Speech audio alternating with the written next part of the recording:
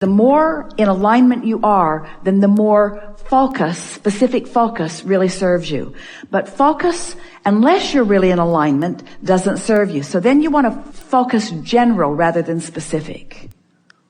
That's what this little run was about. It was about focus, but it was about finding emotional words and giving attention, which is all focusing is. Let's choose a word. Someone said fun, and that's a good one. Let's take a little softer one. Ease. Just hold the idea of ease. Ease. And when you think about ease, fill it in with other words that remind you of ease, like relax and easy and soft and gentle and what else? Trust, letting go, comfortable. Now you're focusing. You're focusing. And it seems to most people like, oh yeah, blah, blah, blah, blah, blah, blah, blah. But this is the work.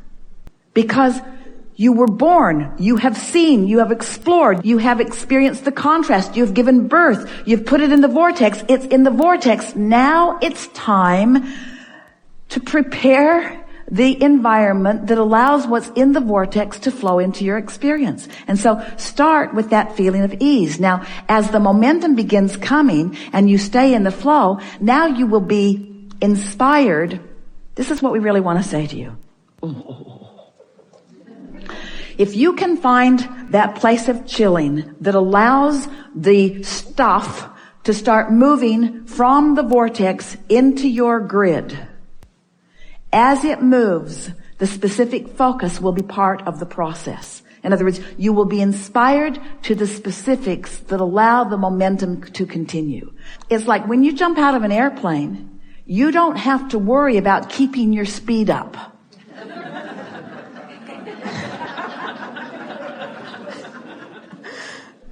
Or when you're on an incline, you stop pedaling usually. Or you let up on the gas a bit. You get a sense of what we're talking about. Yes. So if you trust, that's a good word, if you trust that what you put in the vortex is there, and it is, and now you are using your focus to focus yourself into enough ease that will allow the momentum to begin. The momentum will carry the rest. And something like focus or impetus or speed is not part of the process. You don't have to keep momentum going. That's what we want to say. You don't have to keep momentum going. You just have to stop doing that thing you've been doing that slows the momentum. There. That's the answer to all things. We're done. Go home. That's the answer to all of it, isn't it? Just stop doing that thing you're doing. So that's why you want to just go as general as you can be. And the focus will be part of the natural momentum. It'll get clearer and funner and fuller and faster and more specific. In other words, first you have to know why you might want to slow it down. And you only want to slow your focus down if your focus is causing you to be so specific that you're beginning to feel a little bit of discomfort. In other words, it's keeping your ear to the ground on how you feel.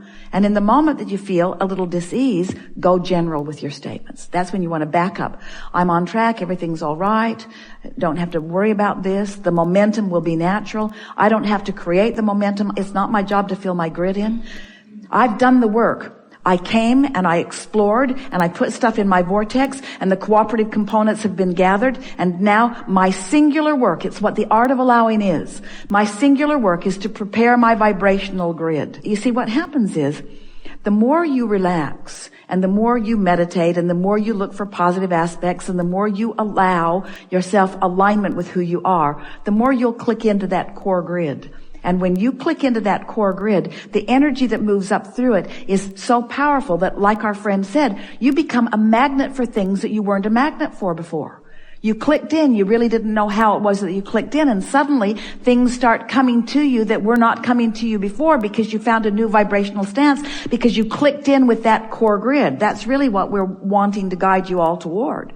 To understanding that everything that you are is radiating up through you if you will allow it, but you have to stop doing things that don't match it. So this may be a good picture. So your grid from your source is general in nature. It's love, it's sureness, it's certainty, it's well-being, and it's strong, powerful. So here it is, and see it as sort of like a shaft of light coming up from your feet. That might be a good way to picture it. This energy stream, this core grid. And let's say that you're unhappy about something, so your grid isn't clicking in. In fact, it's bouncing off.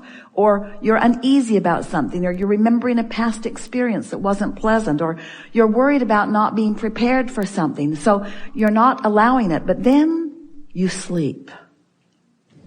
And when you sleep, you stop offering a vibration. And when you stop offering a vibration, your grid comes into alignment.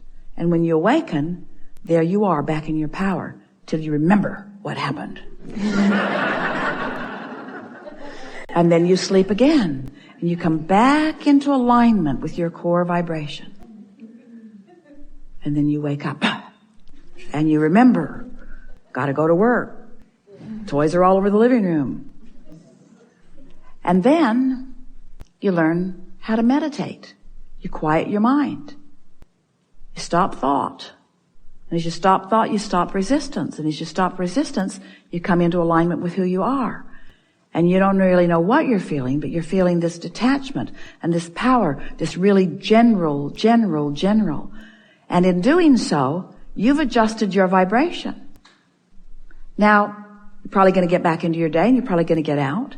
But every time you chill, every time you relax, every time you meditate, every time you acknowledge what this feels like to be in alignment, it makes it easier for you to get there next time. Easier for you to get there next time. Until you begin to prepare, create, establish a pattern of vibration that is non-resistant. And as you establish this pattern of vibration that is non-resistant, now, all of the things that you've been asking for, in perfect timing, flow just like water flows downhill right into your experience. And as they flow in, you begin to catch the momentum of those. Really, what we want to say to you, we think it is one of the most profound conversations that we've ever had. What we want to say to you is, the only thing you ever need or want to focus on is focusing yourself out of resistance and into alignment. And use the simplest of tools. Pet your cat. Put your feet in the jacuzzi. Lie on the beach. Lie in the sun. Go get a massage. Listen to music that makes you feel good. Do anything that you can do to relax yourself out of resistance. And as you practice that place of non-resistance, your grid will fill in with all of the components of all of the things that, all of the goal setting, all of the reaching, all of the things that you have been previously believing were your work to do. Did you hear what we just said? Yeah. Your only point of focus is preparing your grid. And the filling of the vortex into the grid will be all of the specifics and all of the wonderful things. People will come, you'll have conversations, you'll become animated, you'll all want to talk at the same time. The ideas will keep flowing, it just gets better and better. Your energy gets higher, you recognize your power, you come to understand your true knowing, you begin to feel the fullness of who you are, you get tuned in, tapped in, turned on, you begin to recognize the beauty in others. In your alignment, you feel happy about where you are. You see the beauty wherever you are looking because in your alignment you are not able to see otherwise. Your words come out of your mouth at the perfect time and others are uplifted by the things that you say. In other words, really friends, it all takes care of itself. All of this goodness and all of this advantage and all of this wholeness and all of this help that you're wanting to offer to others becomes just second nature. It happens to you because you did the only thing that mattered. Jesus said, the meek shall inherit the earth. And that's what he's talking about. The aligned, the non-resistant, the non-agitated, those who are allowing the natural well-being that they were born with to be the basis of their experience. And then the specifics that you've carved out begin to flow in. We've told you this story of creation in a lot of different ways. And we said to you that you were source energy before you came into this physical body, and that larger part of you still is. And here you are in this magnificent body, exploring the variety for the purpose of stimulating you and us, you and source, to a new idea of what could be an improvement beyond what is out here on this leading edge. And so you have relationships and associations and experiences that cause you to ask for things that you have not experienced, and in many cases that no one has experienced. In other words, you're asking, you're taking thought beyond that which it has been before.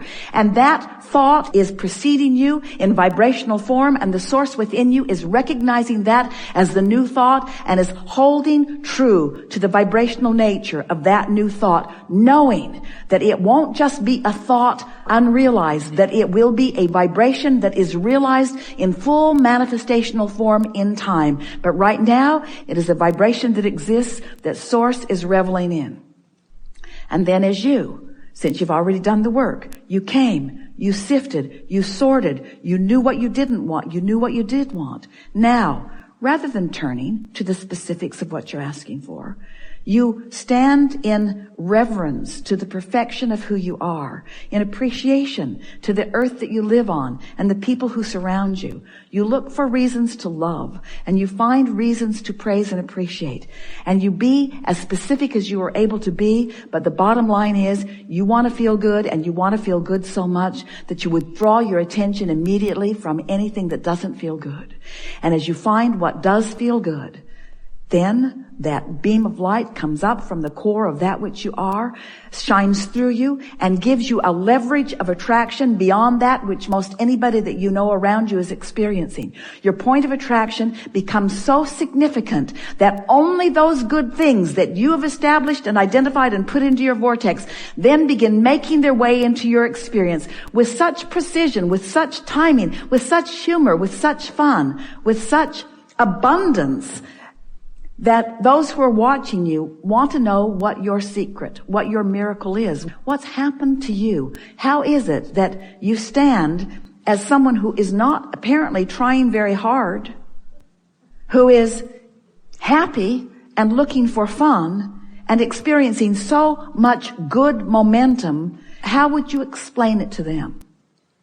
You have to tell them what happened. You have to tell them, oh, I explored and I identified, and there was plenty that I wanted that I didn't have. But I found that when I focused upon the absence of what I wanted, I felt so bad I just had to stop doing it. So instead, I just chilled out. I just trusted. I trusted in my goodness. I trusted in my wholeness. And I looked for evidence of that.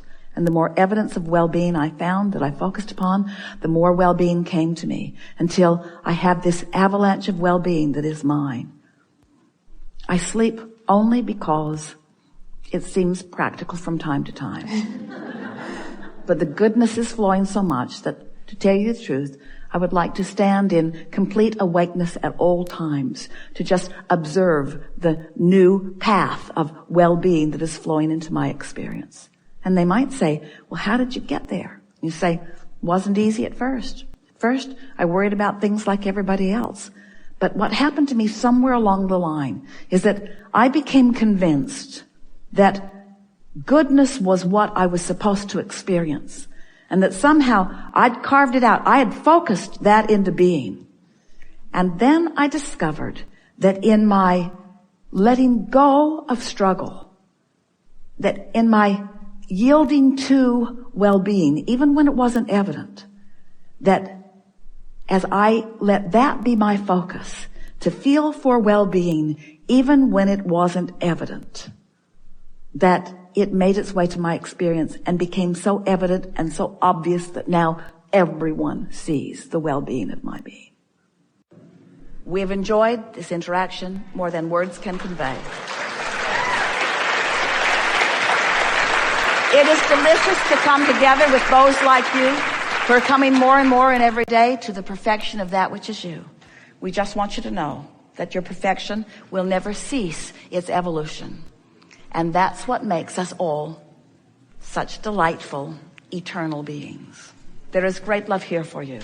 And as always, we remain stubbornly in the vortex.